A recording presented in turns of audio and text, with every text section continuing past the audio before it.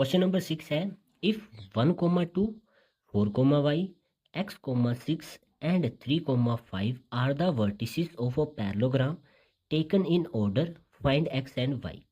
यहाँ पे हमें पैरेललोग्राम के वर्टिसेस ऑर्डर में गिवन दिए गए हैं। हमें ये जो कोऑर्डिनेट है ना, इसमें x और y ये जो आपको दिख रहे हैं, इनकी वैल्यूज हमें फाइंड करनी है। तो सबसे पहले इनकी स्टेप वाइज नेमिंग कर देते हैं, क्योंकि ऑर्डर में दिए गए हैं तो इसको a मान लेंगे, b, c और इसको d मान लेंगे। तो यहाँ पे पैरेललोग्राम हमने एक खुद से ड्रॉ कर लिया, नेमिंग दे दी इसको a, b, c और d। कोऑर्डिनेट लिखेंगे, a के हैं 1,2, b के हैं 4,y, c के हैं x,6 और d के कोऑर्डिनेट हैं 3,5। अब देखिए x और y की वैल्यू फाइंड करनी है, तो उसके लिए हमें थोड़ा सा इसमें कंस्ट्रक्शन करनी पड़ेगी खुद से। सबसे पहले हमें ये जो पैरेललोग्राम है ना, इसके डायगोनल्स को मिलाना पड़ेगा। तो फर्स्ट AC को मिलाएंगे हम, फिर हमने BD को ज्वाइन करवा देना है। और ये पैरेललोग्राम की प्रॉपर्टी होती है, इसके जो डायगोनल्स होते हैं आपस में एक दूसरे को यहाँ पे मिड में काटते हैं, ठीक है, इंटरसेक्ट करते हैं। तो इस पॉइंट को हम P नाम दे देंगे।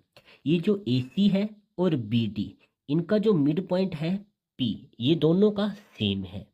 तो यहाँ से अब हम मिड पॉइंट फॉर्मूले का यूज करेंगे, जिससे हम x और y की वैल्यू निकाल लेंगे।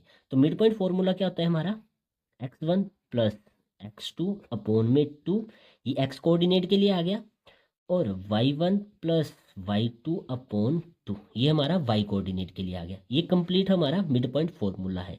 तो यहाँ पे हम मिड पॉइंट फॉर्मूले का यूज करेंगे। अब देखिए P जो है AC का भी मिड पॉइंट है और BD का भी मिड पॉइंट है, तो ये इन दोनों का मिड पॉइंट आ रहा है। तो लिखेंगे मिड पॉइंट ऑफ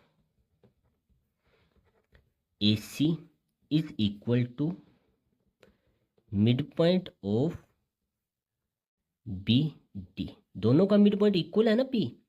अब इसमें AC के लिए हम मिड पॉइंट फॉर्मूला यूज करेंगे। तो x1 प्लस x2 अपॉन में 2, y1 प्लस y2 अपॉन में 2। तो 1 प्लस x, क्योंकि हम फॉर्मूला नहीं लिख रहे, सीधी वैल्यू अब इसमें पुट कर रहे हैं, अपॉन में 2 आ जाएगा, और 2 प्लस 6 अपॉन में 2।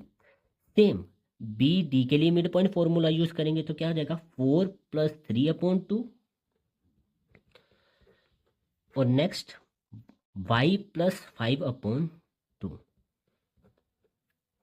अब देखिए फर्स्ट हमारा x कोऑर्डिनेट होता है, इसकी वैल्यूज होती हैं, और सेकंड y कोऑर्डिनेट की वैल्यूज होती हैं। तो सेम x और y, x और x की जो वैल्यूज हैं ये दोनों हम इक्वल रखेंगे, जिससे हम x की वैल्यू फाइंड कर लेंगे, और y की वैल्यूज को हम इक्वल रखेंगे, और वहां से हम y की वैल्यू फाइंड कर लेंगे। तो यहाँ पे गैप बना दिया, पहले मैं इसको इसके बराबर रखूंगा, 1 प्लस एक्स अपॉन में 2 इज इक्वल टू 4 प्लस 3 हो जाएगा 7 और अपॉन में 2, 2 प्लस 6 8 हो जाएगा अपॉन में 2 is equal to y plus 5 upon में 2। अब देखिए यहाँ पे 2 डिवाइड में है, मल्टीप्लाई में जाएगा, तो 1 plus x is equal to 7 अपॉन 2 मल्टीप्लाई 2, 2 से 2 कैंसिल हो गया, बचा 1 plus x is equal to 7। Plus का 1 है, दूसरी साइड जाके माइनस का हो जाएगा, तो x is equal to 7 minus 1। X की वैल्यू आ गई हमारे पास 6। एक्स की वैल्यू फाइंड कर ली, अब y की वैल्यू निकाल लेते हैं। उससे पहले ये कट जाती है हमारी वैल्यू, 2 1 जा 2, 2 4 जा 8, बचा 4। 2 डिवाइड में है, मल्टीप्लाई में चला जाएगा, is equal to y plus 5, 4 2 जा 8। अब देखिए y के साथ प्लस का 5 है, दूसरी साइड आगे माइनस का हो जाएगा, यहाँ पे बचा y, 8 माइनस 5 ये आ गया 3। तो y की वैल्यू हमारी आ गई 3, x आ गया 6 और y आ गया 3। यही हमें इसमें वैल्यूज फाइंड करनी है। तो यहाँ पे ये क्वेश्चन हमारा कंप्लीट हो गया।